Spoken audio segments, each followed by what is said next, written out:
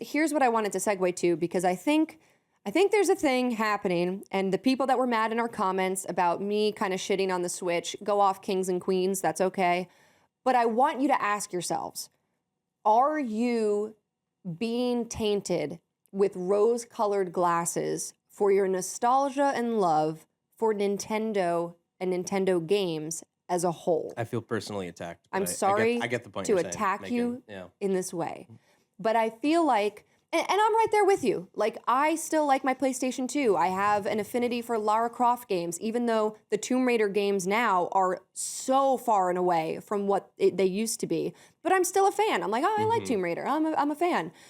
Do you think, Nintendo fans out there, that you'll buy anything Nintendo gives you because you like Zelda, because you like Pokemon, because you like Metroid? You know, do you think that it's skewing your view a little bit? I think yes. But I think nostalgia is powerful in that way, especially with video games. And we talk about nostalgia a lot, and our love for things. And I think it's powerful in a positive way. But I think nostalgia can be powerful in a negative way too, and sort of limit us and limit the possibilities of things, like limiting Nintendo's creativity and thought for what a Switch 2 could be, because they're like, well, people like the Switch. And, you know, people, we want to stay with what we know. It's like a safe zone. It's a comfort. And I'm curious. I want to know how you feel. We talk about nostalgia a lot. We do, yeah. But sort of in this vein now of, do you think it is hindering us in the video game community? I have so many thoughts, especially as a primarily retro gamer. I know you are. You know, so I know you are, but what am I? And the nostalgia is something I chase. You know, there's a certain hook to games that have a link. Sounds like you're addicted to nostalgia. To my childhood. A little bit, yes, and I don't disagree with that. It's tough for me to get into new IPs without that link. To me, it is impossible for a game to engross me more than a classic video game that I played as a childhood, but kind of sucked at. But played to death, and then go back as an adult and master. And beat it. Yeah, like and that's the great thing about old video games too. It's beating it is one thing. The completionist aspect of video games has gone away a little bit. But I think of the Crash Bandicoot trilogy. The first game I ever played was Crash Bandicoot 2, alongside of Super Mario Brothers 1.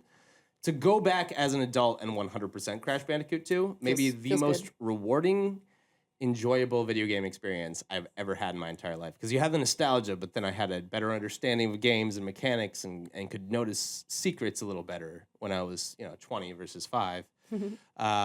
Regardless, nostalgia is a huge part of games and every media, and it's the reason why ever since the 80s, heck, you could go back to the 70s, that sequels and remakes are so popular, is because that nostalgia, people will pay more to relive their childhood in a sense. Yeah.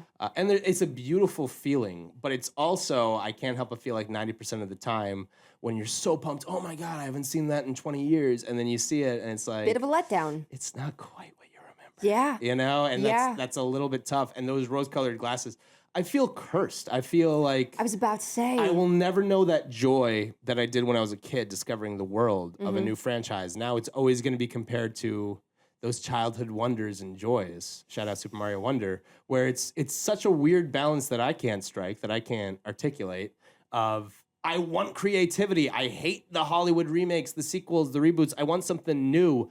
And yet I can't help but be trapped in that childhood wonder, the longing for that kind of nostalgia high that you can only get when you have callbacks, which maybe that's the curse of being an adult. But yeah. That's the curse of aging. Honestly, that you long for the past. And Nintendo knows how to play on that nostalgia better than maybe anybody, and it's why I'm a fanboy. And they still get creative, and you have your ARMS and your Splatoons, and some work, some doesn't. But and their Pokemon Go's for the modern youths. Oh my God, yeah, Pokemon Go was 10 years ago. No. Yes. People are still playing it. I know. It's got a stranglehold on some people. We're already having nostalgia for Pokemon Go, which preyed on the nostalgia of Pokemon Gen 1 from the late 90s. Oh my gosh. We're almost as far removed from Pokemon Go as we were from the first generation, which is just fucking mind-blowing. Time keeps on you said something forward. You said something interesting, which I don't even know if I can add to, but I wanted to point out. Yeah. It feels like a curse. Like it's almost like you're shown the candy house, you know, Hansel and Gretel style. You're taken in by like the sweet aromas and the fantasticness and the shininess of everything. And it's so familiar because like, yeah, it's candy. You've always grew up with candy. It's my childlike wonder. And then you sort of blink and rub your eyes and it's this grimy, worn down, abandoned house and the food is rotten, you know, and it smells rancid. And you want to get out of there as fast as possible. And I feel like it's similar. It can be so good, but it can be a trap. It can be an absolute trap that I think does hold us back sometimes from, like you said, maybe trying something new. Giving that market like a fresh influx by trying new games and things because you're so fixated that you're like, no, I just want to be better than what I had as a kid. Or I just want to replay things that I had, which like is still enjoyable for you, and nothing is wrong with that. It's the back in my day philosophy, which I'm already following it. I mean, you're only as old as you feel, and by that logic, I'm an 80-year-old man yelling at kids on my porch, which I love. My back hurts. I love being a curmudgeon more than anything. But I mean, I'm already feeling it where I look at Gen Z and Gen Alpha, and I'm like, skibbity go fuck yourself, you know what I mean? I can't relate. Like, I'm an old man, and I'm thinking about the games that I had in the late 90s, and back in my day it was better, and I've always been that way. I mean, I think, and this is my problem, this is a personal problem, it makes me incredibly closed-minded. I think the best films and the best music were in the 1970s. 1990s, a close second. And fascinating hot takes. Maybe we can get into that another time. Music especially, I feel like. The reason I'm not a music guy is because I think the aughts, 2000, 2009, worst decade in music history. I don't think so. I personally think. We have club music. What's wrong with club music? Club music is fine, but I mean, you talk about the alternative rock of the 90s, you talk about the pop of the 80s, the rock of the 70s, folk of the 60s. There is a time and a place for everything. And this is a very lukewarm take. I'm not saying like everything in moderation. I'm being a crotchety old man here, by the way. But I think nostalgia has its time and place. And it is so rewarding, like you said, to play an old game, watch an old show, watch an old movie with the knowledge and headspace of an older person. I think that's special, and it's a luxury to live a life where you can continue to look back at things with a newfound take on it. I mean, historical perseverance, I think, is an important factor for the quality of art, personally. Totally. And like, I know, you know, as a human being going through the world, when you're 18, you're like, now I understand. Then you hit 25 and you're like, okay, now I understand. Then you hit 30 and it continues forever and ever and ever, and you will never fully understand. And that's the beauty of it. And I think nostalgia is good for that. I think that's character growth. You look back, you think about things from the past, and you have a new appreciation or distaste for it. You can decide, you can change. People can change. You can decide, like, actually, that game was not that good.